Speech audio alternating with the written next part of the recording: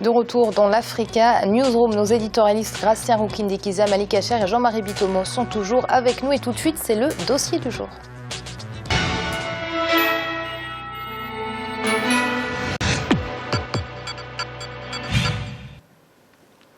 Le secteur de l'assurance en République démocratique du Congo est resté pendant plusieurs années sous le monopole de l'État à travers la SONAS, Société nationale d'assurance. Confrontée à de nombreuses difficultés, manque de financement, non-paiement des factures par les clients et surtout mauvaise gestion, la SONAS a cessé d'être à la hauteur des attentes. Une situation qui a conduit au vote le 17 mars 2015 par le Parlement congolais d'une loi consacrant ainsi la libéralisation du secteur de l'assurance. C'est un reportage de notre correspondant Jacques Amboka.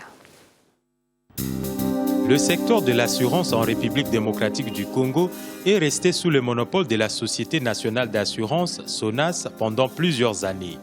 Créée en 1966 sous le régime Mobutu, la SONAS était l'une des principales sources de revenus de l'État vers les années 60-70. La croissance démographique que connaît le pays devrait être un des atouts pouvant booster les revenus de cette société d'État. Hélas, la SONAS, confrontée à de nombreuses difficultés, notamment le manque de financement, le non-paiement des factures par les clients et la mauvaise gestion, n'a pas été en mesure de faire adhérer la grande partie de la population à son action. Un nouveau comité de gestion récemment mis en place tente dans la mesure de ses moyens de relancer les activités, mais les enjeux du marché marqués par l'indifférence de la population se révèlent plus complexes à gérer. Malgré son monopole, la SONAS n'a pas su profiter de sa situation du marché de l'assurance selon de nombreux observateurs. Dans un pays où les indicateurs économiques affichent une nette croissance, tenue en grande partie par les secteurs miniers, il était donc temps pour la République démocratique du Congo de libéraliser les secteurs et faire venir de nouveaux investisseurs, contribuant non seulement à la croissance économique du pays, mais aussi à la promotion de la diversité économique, tout en donnant à la population un nouveau mode de vie qui prend en charge les risques qu'elle encourt. Les provisions qui vont être faites avec les primes d'assurance payées et collectées des assurés vont être injectées dans l'économie congolaise. La libéralisation de ce marché va permettre de créer de l'emploi, puisqu'il va y avoir des nouveaux acteurs qui vont s'implanter au Congo, des assureurs notamment, donc ça va générer de l'emploi dans le domaine de l'assurance. Les courtiers d'assurance, il y en a déjà un certain nombre, mais ça va augmenter justement le nombre des courtiers, donc ça crée de l'emploi. Également, le fait qu'il y a des emplois connexes qui vont être associés au marché de l'assurance. Je prends un exemple très simple. Sur la branche automobile, par exemple, il va y avoir besoin de beaucoup de garages pour effectuer les réparations dues au sinistre automobile. Et ça va peut-être lancer des vocations, ça va peut-être permettre à certains Congolais de lancer une activité dans la mécanique. Bien que jouissant du monopole pendant des décennies, la Société nationale d'assurance n'a pas été à la hauteur des attentes. Beaucoup pointent du doigt l'absence d'un code et d'une autorité de régulation. Mais il faut d'abord se poser la question pourquoi ce secteur n'a pas pu participer à l'éclosion de l'économie congolaise. C'est là où je reviens sur les textes. Si vous allez, nous avons eu à visiter certains pays de la région, en l'occurrence l'Afrique francophone, mais vous allez dans certains pays francophones, c'est les secteurs clés, c'est le secteur des assurances qui renfloue les caisses de ces pays-là pour faire face à leurs besoins réels. Mais ici, chez nous, c'est le contraire. Donc voilà, je vous dis que si les textes étaient mis en place en son temps, la SONAS allait jouer pleinement son rôle. L'amélioration du climat des affaires est liée au secteur de l'assurance. Avec une situation socio-économique relativement calme, rares sont les opérateurs économiques qui s'engagent à investir sans protéger leurs affaires. La libéralisation du secteur permettra aux investisseurs frileux de venir s'installer en République démocratique du Congo, tout en ayant la certitude que les risques de leurs activités seront bien pris en charge par les assureurs. Et il est clair que si le domaine de l'assurance devient compétitif, il va influer sur un bon pan de l'économie nationale parce que l'assurance sécurise aussi l'investissement et donc il peut concourir à amener beaucoup plus d'investisseurs dans le pays. Les enjeux sont tellement importants que la SONAS doit revisiter ses méthodes de marketing. Ça, je dois l'avouer. Si on doit continuer à faire la même chose comme on le fait là aujourd'hui, ça ne va pas aller. C'est-à-dire nous sommes conscients de ça. C'est pourquoi nous allons mettre en place des mécanismes de marketing pour aller vers la population, expliquer l'intérêt qu'il y a de souscrire aux produits d'assurance que nous proposons. En fait, c'est pour l'intérêt de ces personnes-là que nous allons le faire. Tout compte fait, la libéralisation du secteur de l'assurance va contribuer à un environnement propice des affaires. Un meilleur encadrement et une bonne organisation du secteur pourra apporter un plus au budget national à hauteur de 10 à 20%, estiment les analystes. L'on doit naturellement s'attendre à une âpre concurrence car le code de l'assurance offrira une sécurité juridique aux investisseurs. Cependant, les nouveaux venus devront investir dans la sensibilisation de la population pour une large adhésion. À ce jour, des investisseurs privés et des courtiers longtemps restés sous l'ombre de la SONAS sont dans l'organisation interne de leurs entreprises et n'attendent que le 17 mars 2016 pour lancer leurs activités conformément à la loi 15/005 du 17 mars 2015 qui consacre la libéralisation du secteur de l'assurance dont la mise en application est prévue une année après sa promulgation. Jean-Marie, comment expliquer que malgré son monopole, la SONAS n'ait pas réussi à tirer profit du marché de l'assurance ? Tout simplement pourquoi ? Parce que nous ne mettons jamais en Afrique les bonnes stratégies en place. C'est-à-dire on crée une entité économique, c'est une entité qui est vivante. Donc cette entité-là, il faut la faire vivre par le biais de quoi ? Toutes les grandes sociétés qui fleurissent dans le monde entier. C'est lié à quoi ? C'est lié à la communication, c'est lié au marketing.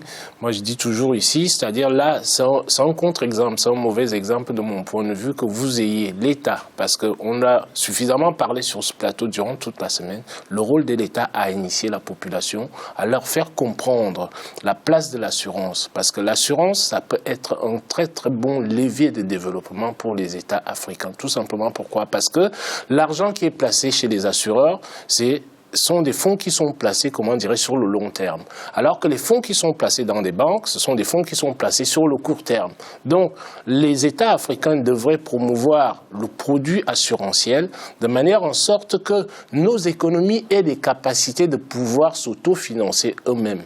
Donc, je suis content là parce que j'ai entendu dans le reportage, il y a quelqu'un qui disait que les primes d'assurance ne vont pas sortir, si vous voulez, de la RDC. Ça va servir à l'investissement interne dans le pays. Donc, c'est un très, très beau grand levier d'assurance, de la croissance économique que nous négligeons dans tous les États africains. Alors que cette assurance-là, non seulement, elle va contribuer à construire des infrastructures, comme on l'a vu tout à l'heure, en Guinée équatoriale, pour la santé de la population, pour tout ce qui est éducation. Donc, à partir de là, il est temps que les codes d'assurance qui sont mis en place en Afrique prennent en compte cette dimension-là, cette dimension essentielle de l'instrument assurance comme étant un outil de promotion des investissements dans nos États africains. Donc je pense que la SONAS, là, ils ont vraiment fauté. C'était pas un secteur à négliger. D'autant plus qu'il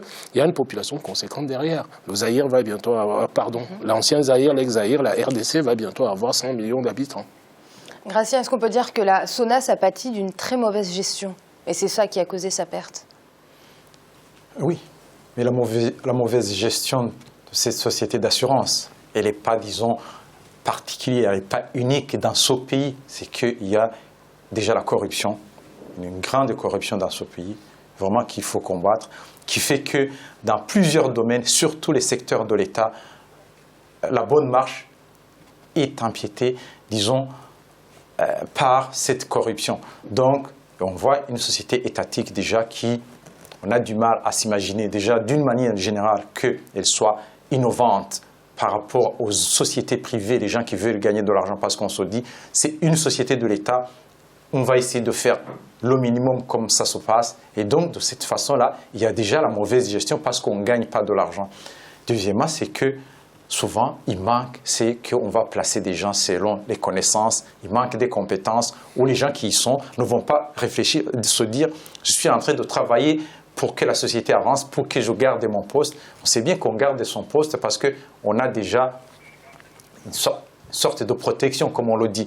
Donc, on peut dire que finalement, la bonne gestion, elle n'est pas... Il faut que cette société soit confrontée aux entreprises privées, comme ça s'est passé dans plusieurs pays, et puis qu'elle voit vraiment qu'elle doit innover, qu'elle doit évoluer pour qu'elle soit viable par rapport aux autres. Alors Malik, on l'a vu tout au long de cette semaine, que ce soit en Côte d'Ivoire, au Nigeria ou en République démocratique du Congo, comme on vient de le voir dans le reportage, il y a un problème de régulation du marché de l'assurance. Oui, c'est un problème, d'où la nécessité d'avoir vraiment une autorité qui, à mon sens, doit être sous l'autorité de l'État pour contrôler justement les dérives qu'on peut voir dans ce secteur de l'assurance. Il y a beaucoup de dérives, notamment dans les produits qui sont proposés. Donc la nécessité justement de réguler, c'est très important. Moi, je partage l'avis qui vient d'être dit par Jean-Marie et Gratien. L'État est doublement gagnant. On dit que l'État va perdre des parts de marché, mais il va gagner en argent. Parce que les produits qui vont être proposés, il y a une TVA qui s'exerce sur les produits. Donc il va avoir une recette en plus. Socialement aussi, puisque les habitants de la RDC Congo vont pouvoir avoir des offres qui vont leur convenir, à condition bien sûr que les offres sont destinées parfois à des populations qui sont modestes. Il faut que aussi les assureurs aient cette pédagogie-là d'offrir des produits qui soient destinés aux populations modestes. Et puis sur le plan encore économique, Jean-Marie l'a rappelé, c'est un des leviers pour booster l'économie de la RDC, notamment prendre un exemple, la publicité. La publicité va connaître un grand essor grâce à l'assurance, parce que les assurances vont être obligées de dépenser dans leur budget communication, de valoriser leur contenu. Donc tout ça, ça va permettre aussi de développer d'autres secteurs.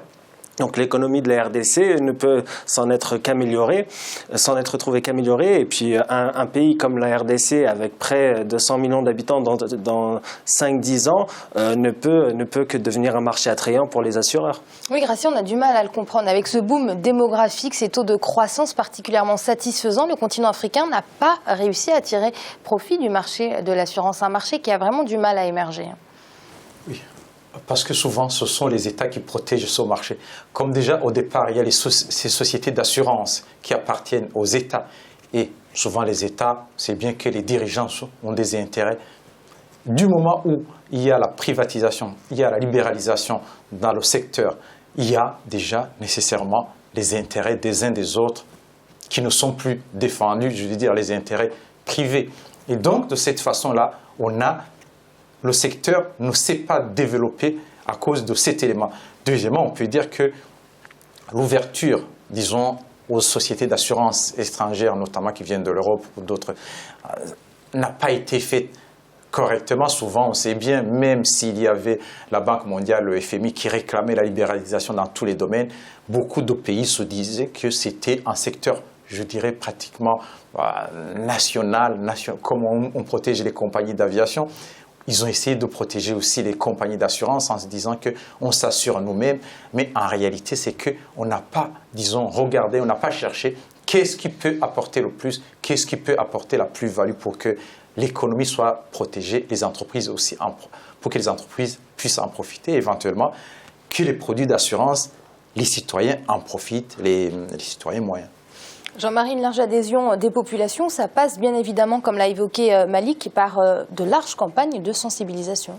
Tout à fait, tout à fait. La sensibilisation, si vous voulez, dans pas mal de domaines chez nous, dans nos économies africaines, doit être le paramètre à considérer de manière prioritaire. Tout simplement pourquoi? Parce que quand les gens ne sont pas informés, un produit, si vous voulez, quand il arrive sur un marché, c'est pas parce que ici, là, aujourd'hui, nous sommes dans des économies industrialisées.